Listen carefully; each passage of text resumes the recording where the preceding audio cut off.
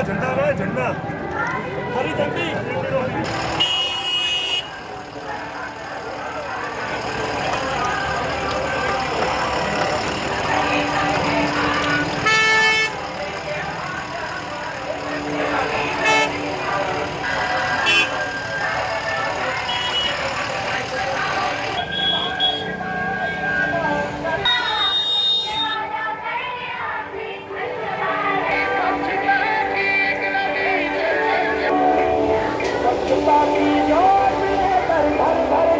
आज हमारे बीच में हम अपने सांसद जी का, अपने जिलाध्यक्ष जी का, अपने वर्तमान निगम पार्षद भाई सचिन शर्मा जी का कुछ 8 या 16 प्रकार के सामान है जो सांसद जी ने उन सभी कार्यकर्ताओं को देने का तय किया है जो इस कोरोना काल में अपने घर परिवार को छोड़ के समाज की सेवा में लगे हैं।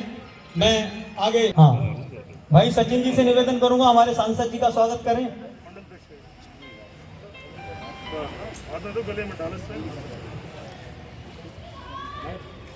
जिलाध्यक्ष करो जोगिंदर जी जिलाध्यक्ष। सब कुछ लेकर के जो आप लोगों ने चंदा दिया लोगों को दे दिया। जब 18 से 45 साल तक राज्यों को देने का प्लान था कि राज्य अपना खरीदे, कंपनी को ऑर्डर दे,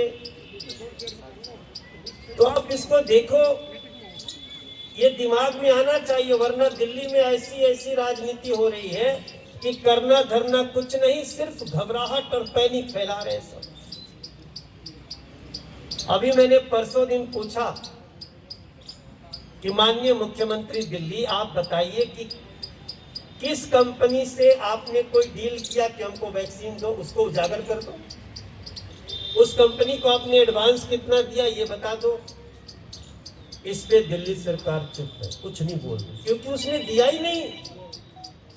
आप सोच सकते हैं इतने बड़े आपदा में भी वैक्सीन की राजनीति।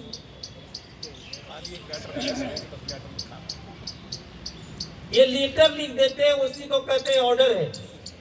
हम आप भी बहुत सामान खरीदते हैं भाई साहब, तो ये आपकी जानकारी में रहे, नरेंद्र मोदी के रहते हम किसी का नुकसान नहीं होने देंगे। करना है तो करें, नहीं तो हमारी 5-7 दिन में व्यवस्था ऑन हो जाएगी। अजय जी, आप लोग सुने होंगे कि दिल्ली में पर्याप्त ऑक्सीजन है, किसी और स्टेट को कमी होगी, दिल्ली को कोई कमी नहीं।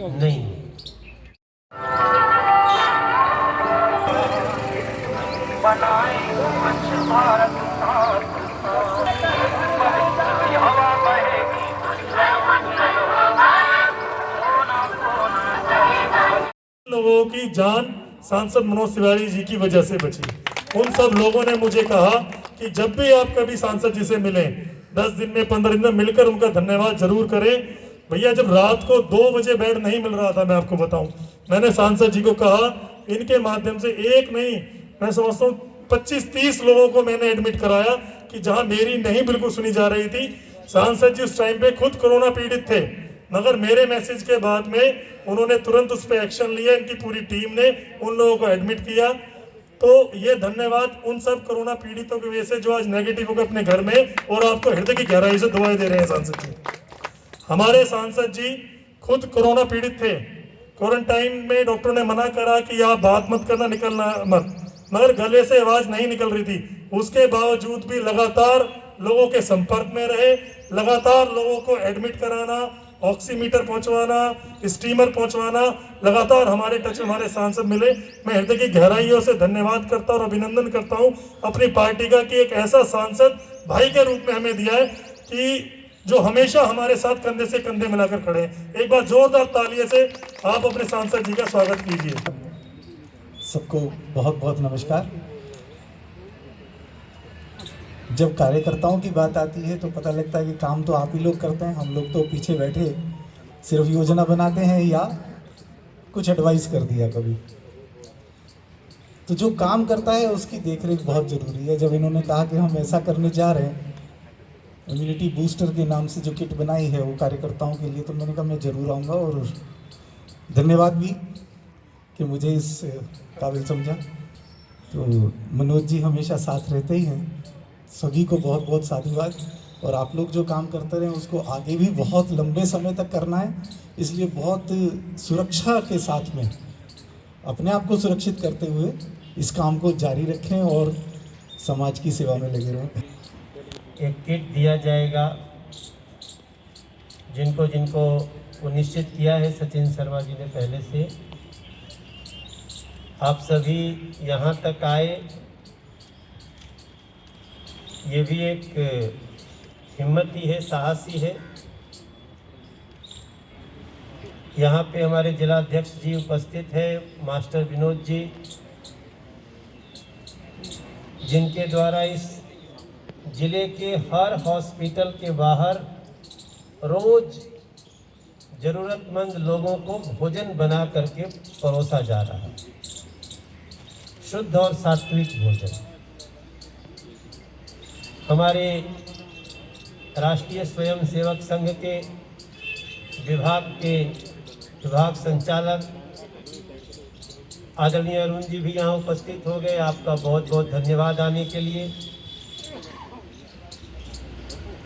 यहाँ पे हमारी तमाम बहनें, हमारे सभी युवा मोर्चा अध्यक्ष सहित आशीष पूनिया सहित यहाँ के सभी हमारे कार्यकर्ता भी आपकी सेवा में लगे हैं।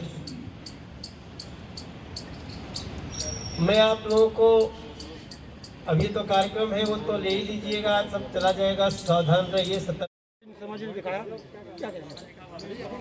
ये बहुत अच्छा है, मैं बहुत बधाई दूंगा उनको।